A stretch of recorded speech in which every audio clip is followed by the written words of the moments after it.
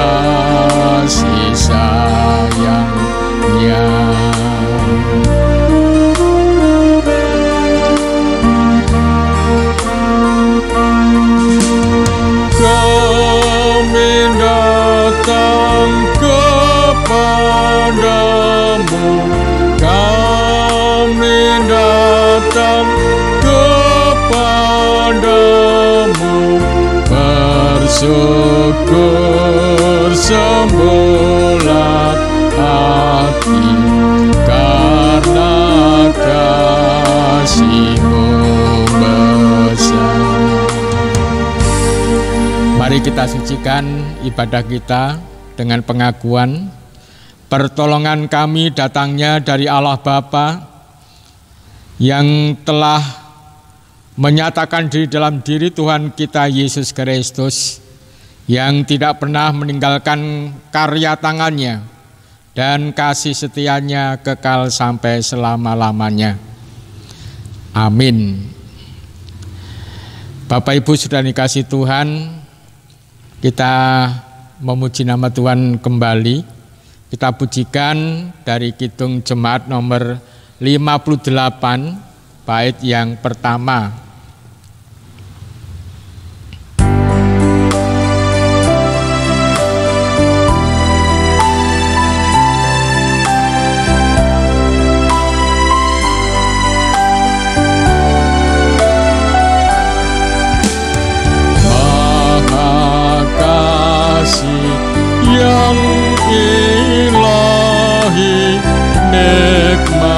Surga turunlah mendiami hati kami, Kau mahkota kurnia. Yesus, Kau berlimpah rahmat, sumber kasih yang besar. Datanglah membawa selamat bagi kami yang gentar. Bapak Ibu, kita akan merenungkan firman Tuhan. Tapi sebelumnya mari kita bersama-sama berdoa. Mari kita berdoa. Bapa yang Maha Kasih, Bapa yang kami sembah di dalam nama Tuhan Yesus Kristus, puji syukur kami aturkan kepadamu. Engkau selalu mengasihi dan mencintai kami. Pemeliharaan hidup yang telah dan selalu kami terima tidak pernah berhenti dan membuat kami semakin hari semakin setia kepada Tuhan. Hari ini, sore hari ini ya Bapa, kami akan bersama-sama belajar tentang firman-Mu. Kami merenungkan firman-Mu, memohon berkat kemampuan supaya kami boleh mengerti apa yang Kau kehendaki. Kiranya Roh Kudus hadir dan menyertai kami. Terima kasih ya Bapa, kami serahkan sepenuhnya ke dalam tangan Tuhan yang Maha Kasih dengan menyebut nama Tuhan kami Yesus Kristus. Amin. Bapak Ibu, seperti bacaan dari Majelis Agung untuk hari ini, kita renungkan dari Matius 8 ayat 1 sampai ayat yang ke-4. Matius 8 ayat 1 sampai 4 saya bacakan demikian. Yesus menyembuhkan seorang yang sakit kosta. Setelah Yesus turun dari bukit, orang banyak berbondong-bondong mengikuti dia. Maka datanglah seorang yang sakit kosta kepadanya, lalu sujud menyembah dia dan berkata, Tuhan, jika Tuhan mau, Tuhan dapat mentahirkan aku. Lalu Yesus mengulurkan tangannya, menjamah orang itu dan berkata, aku mau, jadilah engkau tahir. Seketika itu juga tahirlah orang itu daripada kostanya. Lalu Yesus berkata kepadanya, ingatlah, jangan engkau memberitakan hal ini kepada siapapun, tetapi pergilah, perlihatkanlah dirimu kepada imam, dan persembahkanlah persembahan yang diperintahkan Musa sebagai bukti bagi mereka. Demikian Bapak Ibu bacaan kita. Yang berbahagia adalah setiap orang yang mendengar sabda Tuhan dan melakukan dalam hidupnya hari lepas hari. Amin. Bapak Ibu saudara dikasihi Tuhan, hari ini kita akan berbicara, merenungkan tentang iman, keberanian iman. Jadi iman itu action, iman itu tindakan. Banyak orang memahami iman itu pengetahuan, itu memang bagiannya, tapi yang lebih penting iman itu ya action, tindakan. Ini yang perlu dan penting sekali. Mengapa? Karena kebanyakan dari orang-orang Kristen pengetahuan tentang Tuhan Yesus, tentang keselamatan itu berhenti di otak, turun ke hati. Nah, untuk tindakannya ini yang belum. Padahal tindakan ini adalah iman secara keseluruhan. Ada perkataan Rasul Paulus, iman tanpa perbuatan itu ya pada dasarnya mati. Jadi pengetahuan penting, perasaan juga penting, tapi tindakan ini yang lebih penting. Banyak orang yang tidak begitu tahu tentang Tuhan Yesus, tapi dia percaya, dia melakukan dengan keyakinan bahwa yang dilakukan itu adalah ya perintah Tuhan.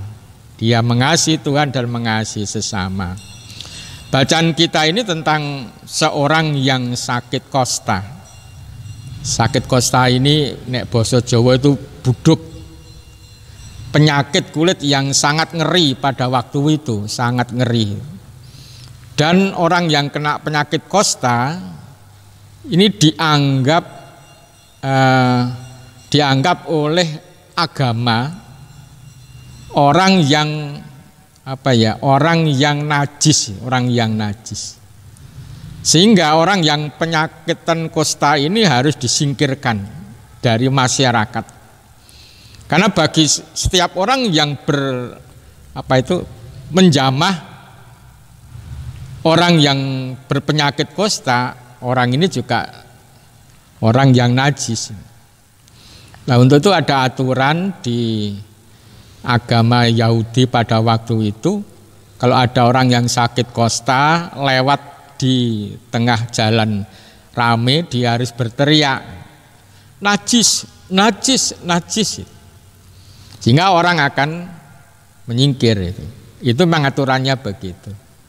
Sehingga kalau secara sosial orang yang sakit kosta itu sangat menderita sekali.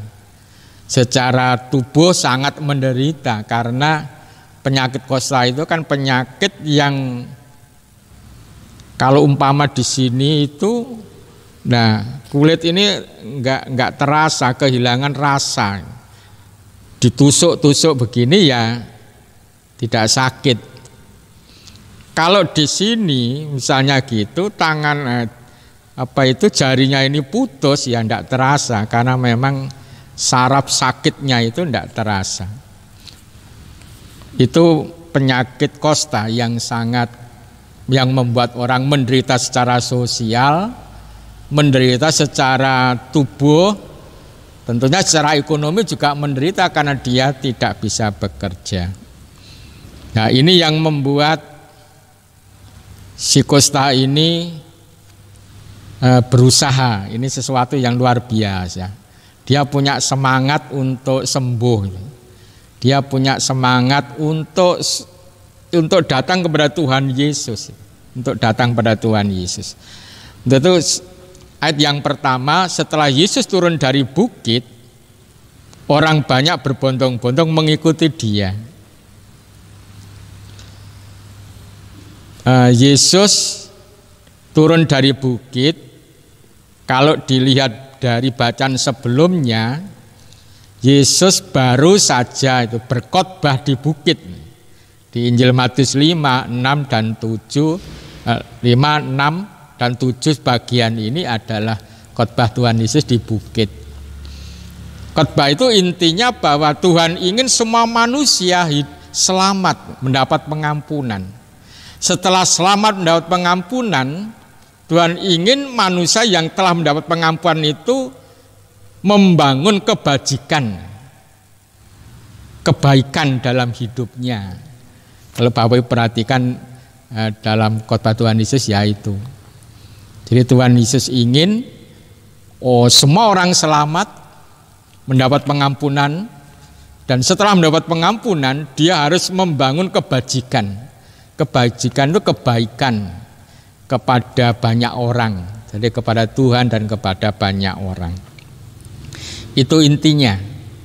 Nah, kemudian ketika Yesus turun, nah si sakit kosta ini datang. Sangat menarik Bapak Ibu dialognya. Tuhan, jika Tuhan mau, Tuhan dapat mentahirkan aku. Tuhan, jikalau Tuhan mau, Tuhan bisa mentahirkan aku. Kalau dalam bahasa Jawa itu Gusti menawi panjenengan kersa, inggih tentu saged nyarasaken kawula.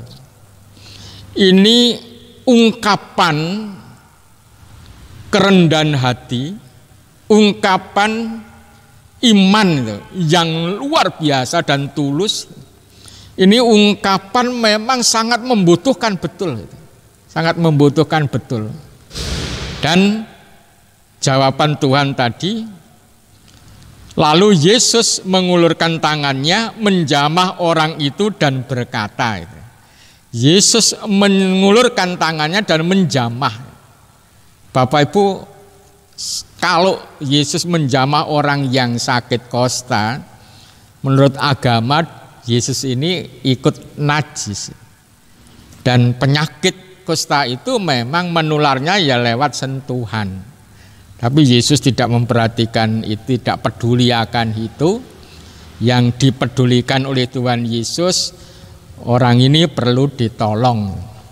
Dan katanya Tuhan Yesus, aku mau, jadilah engkau tahir. Seketika itu juga tahirlah orang itu daripada kostanya. Langsung sembuh, langsung sembuh. Kalau ada pertanyaan, ini yang menyembuhkan siapa? Jaman tangan Tuhan atau iman orang itu? Iman orang itu yang menyembuhkan atau jaman tangan Tuhan? Dua-duanya. Ada iman yang kuat, Tuhan menjamah dan memberikan kesembuhan. Dalam cerita-cerita lain, Tuhan sering mengatakan imanmu lah yang menyembuhkan, imanmu lah yang menyembuhkan. Jadi iman ini tumbuh dan kuat dalam diri orang yang sakit kusta, dan Tuhan menerima, Tuhan menjamah, dan Tuhan menyembuhkan. Jadi memang harus ada iman yang terlebih dahulu. Tapi sekali lagi Bapak Ibu, iman yang dilakukan itu. Maka datanglah seorang yang sakit kusta kepadanya, lalu sujud menyembah dia dan berkata, Tuhan, jika Tuhan mau, Tuhan dapat mentahirkan aku. Bahwa bagi orang yang kusta ini untuk datang ke Yesus yang sedang dirubung banyak orang, ini satu perjuangan yang luar biasa. Perjuangan luar biasa. Karena tadi orang yang sakit kusta harusnya tinggalnya di tempat yang sepi, tapi dia datang. Saya yakin orang yang sakit kusta ini ya nek basa Jawa diurak-urak wong akeh, disuruh pergi. Tapi imannya ini yang memberikan kekuatan pada dia terus melangkah dan sujud di hadapan Tuhan dan berkata, Tuhan kalau engkau mau, aku pasti bisa tahir, dan Tuhan mau menyembuhkan. Ini yang sangat luar biasa Bapak Ibu. Bapak Ibu, ada dialog tadi, setelah sembuh Tuhan Yesus melarang dia untuk cerita pada banyak orang. Mengapa kok melarang? Karena begini, orang yang sembuh dari kusta ini harus dibuktikan gitu, oleh seorang imam. Nah, imam nanti membuat semacam surat itu, bahwa orang ini ya sembuh itu. Baru dia bisa pergi kemana-mana. Bayangkan kalau dia itu langsung pulang, langsung ngomong aku sudah sembuh, apa yang terjadi? Banyak orang nggak percaya. Untuk Tuhan Yesus mengatakan, kamu jangan cerita-cerita pada orang banyak. Pergilah, temuilah imam, biar imam itu mengetahui dan kamu dinyatakan sembuh. Itu yang tadi disampaikan oleh Tuhan Yesus. Dan Tuhan ingin dia melakukan apa yang diperintahkan Nabi Musa, yaitu mempersembahkan persembahan. Poin yang perlu kita renung-renungkan dalam bacaan ini Bapak Ibu adalah ini tadi yang saya ceritakan, iman, keberanian iman untuk melangkah. Ini tidak sembarang orang. Apalagi situasi kondisi sekarang ini kita sedang dirudung pagebluk virus corona. Di sana sini banyak orang yang sakit, bahkan banyak yang meninggal. Banyak orang takut, ketakutan dan cemas. Tetapi sekali lagi, iman yang berani melangkah, orang yang berani melangkah dalam iman pada Tuhan Yesus, dia akan mendapatkan sesuatu yang luar biasa, yang baik. Dia akan mendapatkan kekuatan dan berkat-berkat Tuhan. Saya pernah menyampaikan bahwa iman itu mandiri. Mandiri, tidak boleh dipengaruhi oleh situasi dan kondisi. Terserah situasinya, kondisinya bagaimana, tapi iman tetap. Banyak pagebluk, banyak bencana, tapi imannya tetap. Imannya tetap setia, tetap mewujudkan dalam hidup dan kehidupannya. Seperti orang yang kusta tadi, meskipun banyak orang menolak, mungkin juga ngurak-ngurak, pergi, tapi dia terus melangkah dan sujud di kaki Tuhan Yesus, dan dia meminta, kalau Tuhan mau saya pasti sembuh. Dan akhirnya sembuh. Ada cerita lagi, mungkin Bapak Ibu ingat, ada seorang perempuan yang sakit gerajah getih, pendarahan 12 tahun. Dia sudah kesana kemari mencari kesembuhan, tapi juga enggak bisa, enggak sembuh-sembuh. Dalam hatinya ada satu secercah cahaya iman yang didengar dan akhirnya terkumpul dan membuahkan satu hasil. Dia mengatakan asalku jamah jubahnya saya akan sembuh. Hampir sama dengan cerita ini. Ketika Yesus berjalan bersama dengan banyak orang, dia menerobos, kemudian menjamah jubahnya dan sembuh. Ini adalah iman yang action, action sebagai wujud iman. Tingkah laku, tingkah laku sebagai wujud iman. Tidak menyerah dengan situasi kondisi, imannya sangat mandiri, dia melangkah dan mewujudkan imannya di tengah situasi kondisi yang ada.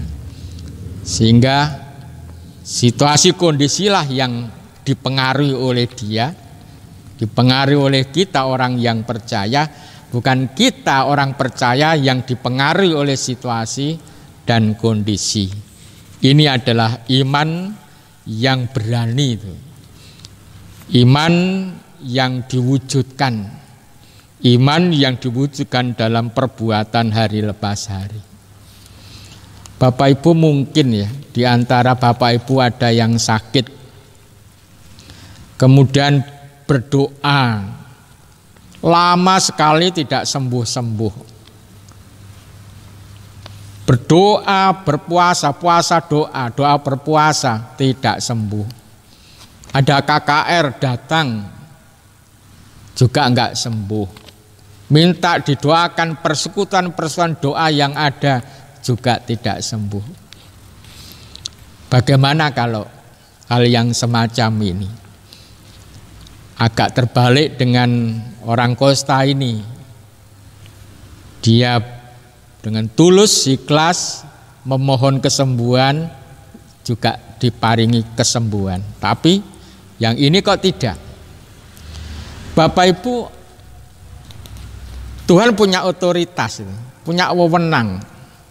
Dia berkuasa atas segala sesuatu. Seumpama orang yang sakit kosta ini meminta dan Tuhan tidak mengabulkan, ya terserah Tuhan. Orang meminta itu kalau diparingi ya matur nuwun, kalau tidak diparingi tidak boleh kecewa. Namanya meminta.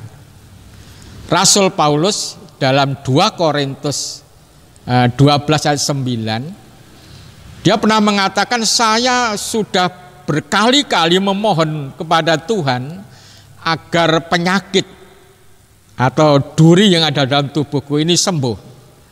Tetapi Tuhan tidak pernah mengabulkan. Jawaban Tuhan,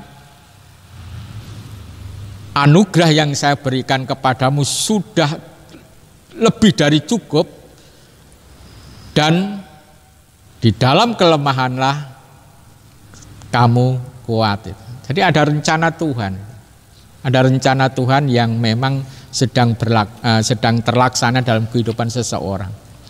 Ayub juga begitu. Dia menderita, dia memohon kesembuhan, belum diberi. Sampai pada titik tertentu Tuhan baru mengabulkan. Otoritas ada terletak di dalam tangan Tuhan. Tetapi Bapak Ibu, sekali lagi Tuhan ingin semua orang selamat. Ini yang harus kita pegang. Semua orang selamat. Tuhan ingin semua orang masuk dalam kerajaan sorga, menerima mahkota kehidupan. Untuk itu Tuhan rela mati di kayu salib untuk menebus dosa manusia. Tuhan juga menyediakan anugerah-anugerahnya dan berkat-berkatnya. Ini yang harus kita minta kalau kita memang menghendaki. Tapi sekali lagi Bapak Ibu, untuk hal yang ini tetap otoritas pada Tuhan. Tapi satu keselamatan dan pengampunan dosa disediakan bagi semua orang yang mau datang kepada Tuhan. Untuk kesembuhan, untuk berkat-berkat ini dan macam-macam, terserah Tuhan. Kadang-kadang Tuhan punya rencana yang kita nggak tahu rencana Tuhan itu seperti apa. Sekali lagi Bapak Ibu, bacaan ini mengingatkan dan mengajak kita supaya iman yang kita miliki ini kita lakukan itu. Kita wujudkan dalam satu perbuatan. Kita langkahkan seperti orang yang sakit kosa tadi. Dengan berani sujud menyembah dan memohon. Nah, keberanian untuk mewujudkan iman ini yang harus kita contoh.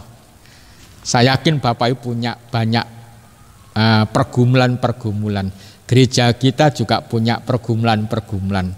Satu hal yang perlu kita contoh dan kita syukuri, kita bisa merenovasi gedung gereja ini karena kita yakin dan iman yang sudah kita miliki ini kita wujudkan dan akhirnya selesai. Mari Bapak Ibu, ini menjadi pergumulan kita. Keberanian untuk mewujudkan iman sebagai wujud iman kita kepada Tuhan. Selamat sore, Tuhan memberkati. Amin.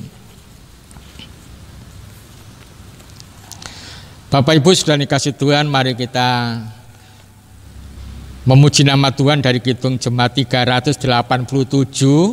Kita pun akan mempersembahkan persembahan seperti yang telah kita persiapkan. Kita persiapkan 387 bait yang pertama.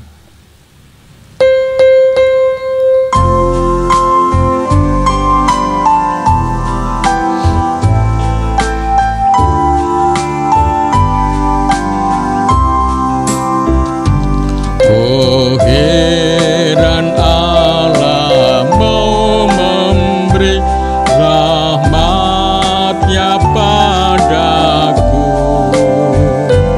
dan Kristus sudi menembus yang hina bagaiku. Namun ku tahu yang ku percaya, dan aku yakin kan kuasa-Nya. Ia menjaga yang ku taruhkan hingga harinya kelak. Mari kita berdoa. Terima kasih ya Bapa atas berkenan di dalam kami membaca dan merenungkan firman-Mu. Firman yang mengingatkan kembali tentang iman yang telah kami miliki, yang tidak sekedar kami miliki, harus diwujudkan dalam perbuatan, dalam sikap hidup hari lepas hari.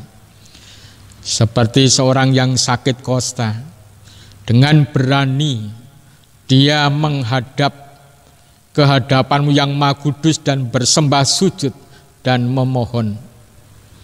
Keberanian yang sangat luar biasa, yang mungkin selama ini tidak mampu kami lihat, tapi hari ini kami telah melihat bahwa iman yang belum diwujudkan dalam perbuatan pada dasarnya adalah bukan iman. Untuk itu ya Bapa, mampukan kami untuk mewujudkan iman kami dalam kehidupan kami hari lepas hari.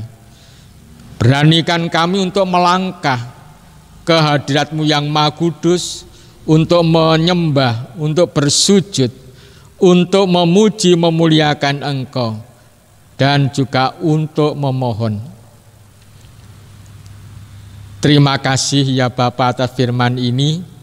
Kiranya firman ini menjadi berkat, nasihat, mengingatkan kembali kepada kami, sehingga mulai hari ini kami boleh mewujudkan iman kami di tengah situasi kondisi apapun, supaya iman kami boleh mewarnai, kami boleh menjadi berkat di tengah situasi kondisi yang tidak mengenakkan.